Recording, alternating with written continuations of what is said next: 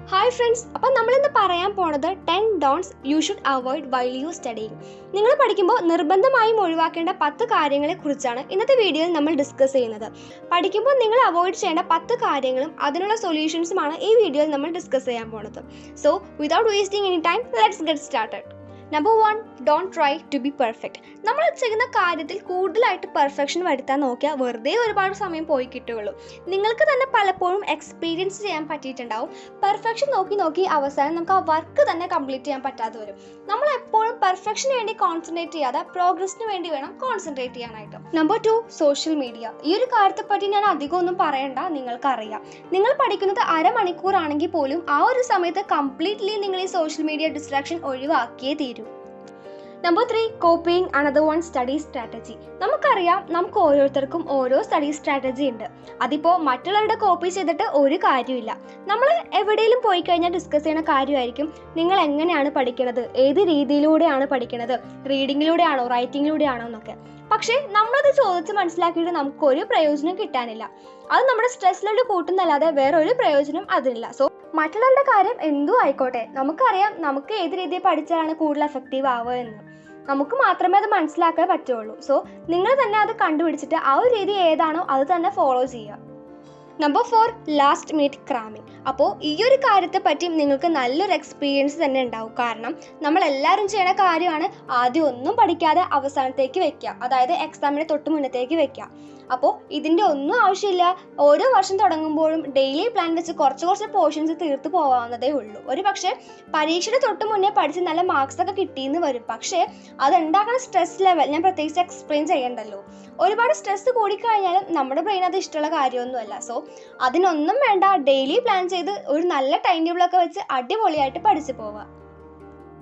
Number 5, don't avoid sleep. നിങ്ങൾ എന്തായാലും ഉറപ്പുവരുത്തേണ്ട മറ്റൊരു കാര്യമാണ് നിങ്ങൾക്ക് മിനിമം 7 hours സ്ലീപ്പ് കിട്ടുന്നുണ്ടെന്നുള്ള കാര്യം. മിനിമം 7 hours സ്ലീപ്പ് മസ്റ്റാണ്.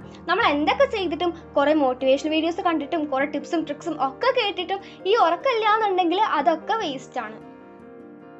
Number 6, multi tasking. നമ്മൾ പലപ്പോഴും ചെയ്തിട്ടുള്ള കാര്യമായിരിക്കും യൂട്യൂബ് വീഡിയോ കണ്ടോ ടിവിയുടെ മുന്നിലോ ഇരുന്നിട്ട് നമ്മുടെ ഹോംവർക്ക് ചെയ്യുമോ അല്ലെങ്കിൽ അസൈൻമെൻറ്റ് ചെയ്യുമോ ഇതൊക്കെ. അപ്പോൾ നമുക്ക് ചിന്തിച്ചാൽ അറിയാവുന്നതേ ഉള്ളൂ, നമ്മുടെ ബ്രെയിൻ കൂടുതൽ കാര്യങ്ങൾ ഫോക്കസ് ചെയ്യാൻ എക്സ്ട്രാ വർക്ക് ഇടുകയാണ്. ഈ ഒരു കാര്യം കൊണ്ട് തന്നെ നമ്മൾ ചെയ്യുന്ന ആ വർക്കിന് അത്ര ക്വാളിറ്റിയും കിട്ടില്ല. ഫോർ എക്സാമ്പിൾ എന്തെങ്കിലും മിസ്റ്റേക്ക് വരികയോ മാറിപ്പോവുകയോ ഒക്കെ പറ്റിയിട്ടുണ്ടാവും. അപ്പോൾ നമ്മുടെ വർക്കും ശരിയാവില്ല, ബ്രെയിനും പ്രശ്നമാണ്. പിന്നെ എന്തിനാ വെറുതെ? So only focus on one thing, don't do multi task. Number 7, caffeine addiction.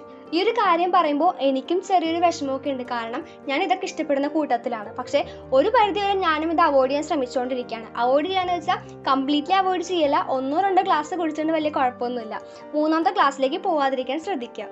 പിന്നെ വൈകുന്നേരം 6 മണി കഴിഞ്ഞിട്ടും നിങ്ങൾ കോഫി, ടീ ഇതൊക്കെ അവോയ്ഡ് ചെയ്യുക. കാരണം നമ്മുടെ സ്ലീപ്പിനെ നന്നായിട്ട് എഫക്റ്റ് ചെയ്യും. അപ്പോൾ ഇതിനെപ്പറ്റി എനിക്ക് ഇത്രേ പറയാനുള്ളൂ.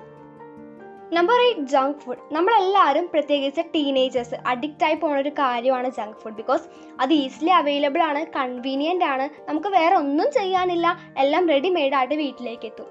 ഇത് നമ്മുടെ ബ്രെയിനിന് മാത്രമല്ല ഹെൽത്തിനും ബോഡിക്കും ഒന്നും നല്ലതല്ല. നിങ്ങൾ മെല്ലെ ആണെങ്കിലും ഇതൊക്കെ ഒന്ന് അവോയ്ഡ് ചെയ്യാനായിട്ട് ശ്രമിക്കുക. Number 9, not having a study space. നമുക്ക് എന്തായാലും നമ്മുടേതായ ഒരു സ്റ്റഡി സ്പേസ് ഉണ്ടായിരിക്കണം. അത് ഇതുപോലെ നല്ല അടിപൊളി ടേബിൾ വേണമെന്നോ ടാബ് വേണമെന്നോ ലാപ്ടോപ്പ് വേണമെന്നോ ഒന്നുമില്ല. നമുക്ക് കൺവീനിയൻ്റ് ആയിട്ട് ഇരിക്കാൻ പറ്റുന്ന ഒരു ടേബിൾ, അതിന് സ്യൂട്ടബിൾ ആയിട്ട് നല്ല സിറ്റിംഗ് പൊസിഷനിൽ ഇരിക്കാൻ പറ്റുന്ന ഒരു ചെയർ, അത്ര മാത്രം മതി. നമുക്ക് എന്തായാലും ഒരു സ്റ്റഡി സ്പേസ് വേണം, അത് മസ്റ്റാണ്. Number 10, do not be unorganised. നമ്മുടെ ലൈഫ് എപ്പോഴും നമ്മൾ ഓർഗനൈസ്ഡ് ആയിട്ട് വേണം കൊണ്ടുപോകാനായിട്ട്. അതിപ്പോൾ ടൈം ടേബിളിൻ്റെ കാര്യത്തിൽ മാത്രമല്ല, ഒരുപക്ഷെ നമ്മുടെ അൺഓർഗനൈസ്ഡ് ആയിട്ട് ഇരിക്കുന്ന ടേബിൾ ആയിരിക്കാം, റൂം ആയിരിക്കാം, സ്റ്റേഷനറി ആയിരിക്കാം. അപ്പോൾ ഇതിനുള്ള സൊല്യൂഷൻ എന്ന് പറയുന്നത് വേറെ ഒന്നുമല്ല, ഓരോന്നിനും ഓരോ പ്രോപ്പർ പ്ലേസ് കണ്ടുപിടിച്ച് അവിടെ തന്നെ വയ്ക്കാനായിട്ട് ശ്രമിക്കുക. അപ്പോൾ ഈ കാര്യങ്ങളൊക്കെ ശ്രദ്ധിച്ചു കഴിഞ്ഞാൽ നിങ്ങൾക്ക് നല്ല എഫക്റ്റീവ് ആയിട്ട് തന്നെ പഠിക്കാനായിട്ട് പറ്റും. അപ്പോൾ ഇന്നത്തെ വീഡിയോ ഇത്രയേ ഉള്ളൂ, യൂസ്ഫുൾ ആയെന്ന് പ്രതീക്ഷിക്കുന്നു. അപ്പോൾ നിങ്ങൾ വെറുതെ വീഡിയോ കേട്ട് പോവാതെ നോട്ട് ചെയ്ത് നിങ്ങൾ ലൈഫിൽ അത് അപ്ലൈ ചെയ്യാനായിട്ട് ശ്രമിക്കുക. Thank you for watching and have A nice day.